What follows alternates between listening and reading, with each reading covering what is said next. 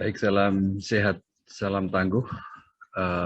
Beberapa hari terakhir ini ada satu berita yang sangat menarik yang sering disebut sebagai gelombang tsunami COVID-19. Dan ini berlangsung di India. Gelombang tsunami COVID-19 di India. Yang dimaksud dengan gelombang itu sudah jelas, ada peningkatan dari yang semula landai menjadi meningkat intensitasnya dari air laut seperti itu. Sedangkan tsunami menyebutkan bahwa ada gelombang yang luar biasa dan kata kuncinya mematikan. Gelombang tsunami artinya ada sebuah gelombang yang sangat dahsyat dan luar biasa. Yang lebih penting, gelombang tsunami ini mematikan. Demikian juga gelombang tsunami COVID-19 yang berlangsung di India ini. Kemudian yang paling menarik dari rangkaian adanya tsunami ini adalah diawali dari yang namanya ritual disebut sebagai Kumbh Mela. Ritual Kumbh Mela ini berlangsung di Sungai Gangga. Nah, dari ritual Kumbh Mela ini menimbulkan adanya penyebaran yang luar biasa dari kasus COVID-19. Kalau di beberapa literatur menyebutkan bahwa yang disebut dengan Kumbh Mela itu yaitu sebuah prosesi begitu atau sebuah ritual keagamaan yang berlangsung di sepanjang Sungai Gangga.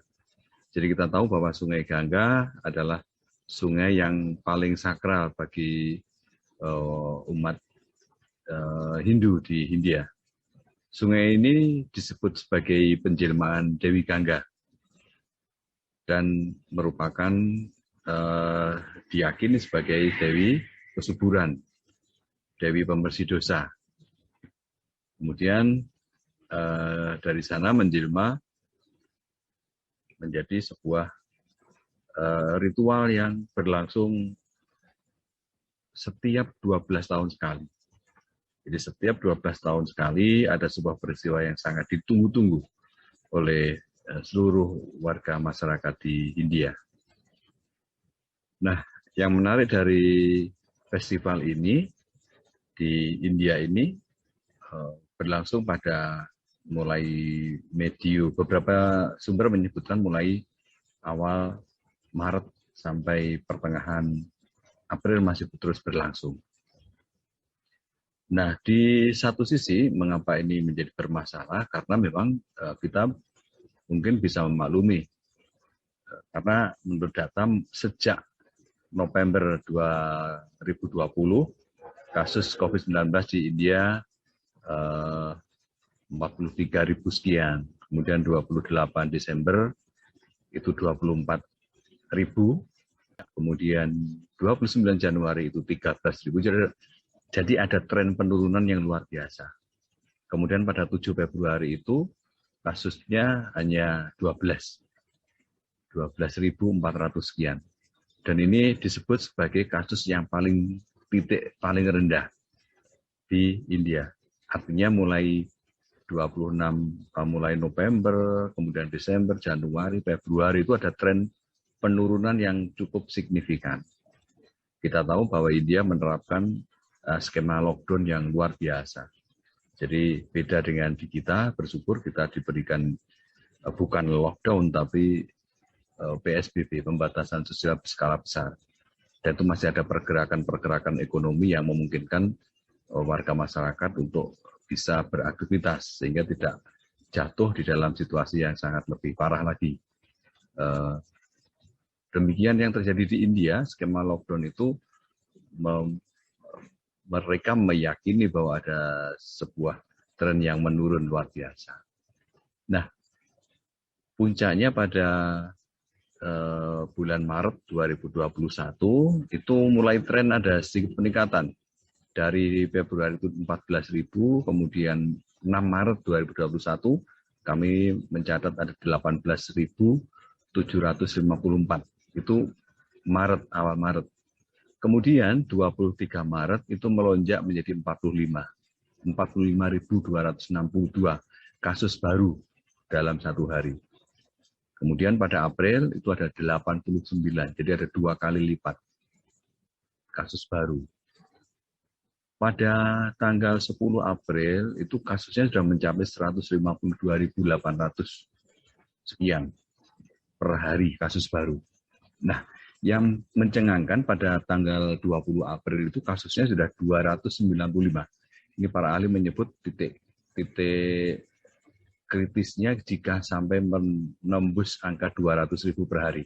Itu pasti sebuah hal yang kejadian yang luar biasa mencengangkan begitu. Dan pada hari ini, pada tanggal 23 April, kejadian kasus baru di India, kasus COVID-19, kasus barunya menembus pada angka 332.503. Ini kami ambil dari berbagai sumber. Ini luar biasa. Jadi angka kematiannya juga sangat tinggi. Di mana hari ini di tanggal 23 April angka kematiannya menembus sampai di atas 2.200 kematian per hari. Dan hari ini disebutkan sebagai angka kejadian paling buruk di dunia. Angka kejadian paling buruk dari COVID-19 di dunia. Jadi ini sesuatu yang sangat luar biasa mencengangkan dan kita tahu beberapa kejadian pembakaran mayat dan sebagainya setiap hari tidak kurang dari 6.000 pembakaran mayat dilakukan. Dan ini tentu mencengangkan kita semuanya. Pelajaran apa yang bisa petik dari kejadian tsunami COVID-19 di India? Tentu kita semuanya harus mendukung upaya yang dilakukan oleh pemerintah dengan adanya larangan mudik di tahun 2021. Dan ilmuwan semuanya mendukung bahwa ini merupakan salah satu pengendalian supaya tidak terjadi tsunami COVID-19 di Indonesia. Karena angkanya terus menurun dan kita juga bersyukur pemerintah memberikan vaksinasi yang luar biasa, angka capaiannya dari hari demi hari. Dan Menteri Kesehatan menyebutkan bahwa cukup vaksinasi di Indonesia. Tentu dengan vaksinasi yang dilakukan oleh pemerintah, kita harus mendukung sepenuhnya dan larangan mudik ini tentu sangat-sangat penting untuk dipatuhi oleh seluruh masyarakat. Karena sama seperti yang terjadi di India, ini adalah ritual agama begitu. Dan di Indonesia ini adalah ritual budaya menyertai dari Hari Raya Idul Fitri. Sekali lagi kita berharap bahwa kejadian di India ini semoga tidak terjadi di Indonesia. Dengan upaya yang dilakukan oleh pemerintah, kita dukung sepenuhnya. Dan yang lebih penting, patuhi protokol kesehatan, tetap pakai masker, tetap jaga jarak, tetap ada di rumah. Selalu berada di rumah bersama keluarga dan jangan mudik.